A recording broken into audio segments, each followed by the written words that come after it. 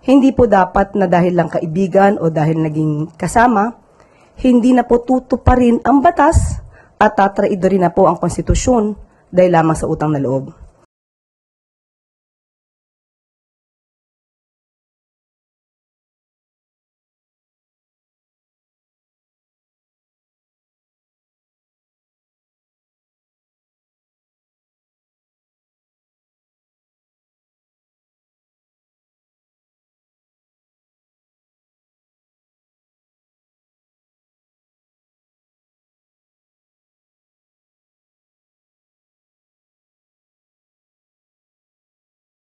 We have to follow Article 59 of the Statute of Rome, which requires that the custodial state, namely the Philippines, must first bring the arrested person to a local court.